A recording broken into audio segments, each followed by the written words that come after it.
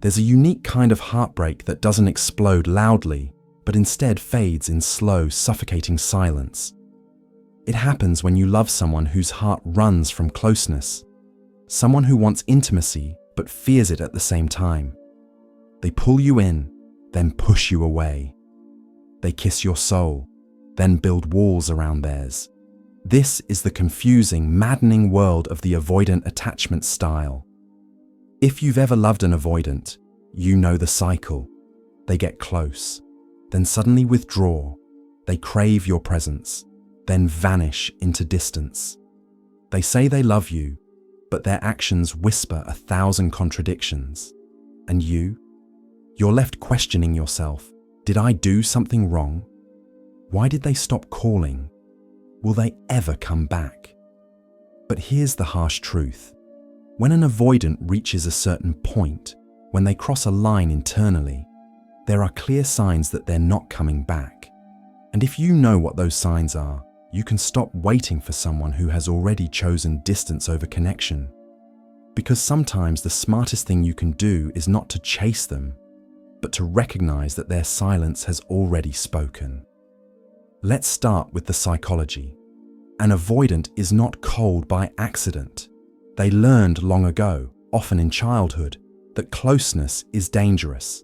Maybe their caregivers were inconsistent. Maybe love was conditional.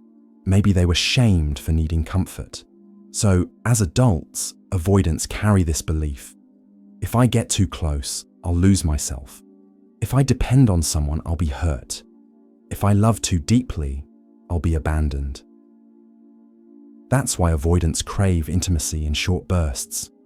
But the moment it feels too real, they pull away. It's not always that they don't love you. Sometimes, it's that love terrifies them. But here's the key. When an avoidant pulls away permanently, it's not always obvious. They don't usually announce it. Instead, they show subtle but powerful signs that they've made a silent decision. When an avoidant is still emotionally connected, you'll feel it. Even if they withdraw, their eyes still flicker with recognition when they see you. Their silence still carries an undertone of longing. They may not say it, but their body language betrays their care. But when they're gone for good, indifference replaces intensity. That text you send, they see it as a notification, not a heartbeat. That memory you bring up, they treat it like an irrelevant detail, not a piece of shared history. That presence you offer, they act like it doesn't matter whether you're there or not.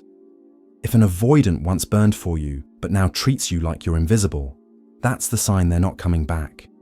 Avoidants are masters of rewriting history to protect themselves. If they still care, they'll remember the good times with warmth, even if they can't handle closeness. But when they've shut the door completely, they start reframing everything. Suddenly, the laughter you shared wasn't beautiful, it was immature. The bond you had wasn't special, it was toxic. The relationship wasn't love, it was a mistake. They do this because it helps them justify leaving. By devaluing what you shared, they erase the guilt of walking away. If you hear an avoidant begin to dismiss the very memories they once cherished, that's a red flag. They're rewriting the story to convince themselves not to return. One of the most confusing things about avoidance is that even when they pull away, guilt lingers. They may ghost you, but deep inside, they still feel the sting of hurting you. That guilt sometimes drags them back, at least temporarily. But when they've fully detached, the guilt disappears. They don't apologize anymore. They don't check in. They don't care how you're coping. Their silence isn't heavy, it's casual. And that's the dagger. When an avoidant's coldness no longer carries guilt, it means they've convinced themselves you'll be fine without them. To them, the story is closed. Avoidants are good at compartmentalizing, but if they still care, they'll leave small windows open, liking your posts, checking in occasionally, circling back when loneliness bites. But when they've really left, they build a new life where you don't exist. They avoid mutual friends. They don't follow your updates. They don't leave cracks in the door. It's not just absence, it's intentional exclusion. If their new life doesn't leave room for you, it's because they've already decided you're not part of the future they're building. All avoidants struggle with vulnerability, but when they once loved you, there were glimpses, moments when they let the walls down and revealed their heart. If those glimpses vanish completely, if they can interact with you but never allow intimacy again, it's not a phase. It's their way of saying, this chapter is over, because when avoidants decide you're unsafe for their heart, they don't rebuild the bridge. They burn it and guard the ashes. Here's the hardest truth. Waiting for someone who has already decided to walk away is like watering a dead plant.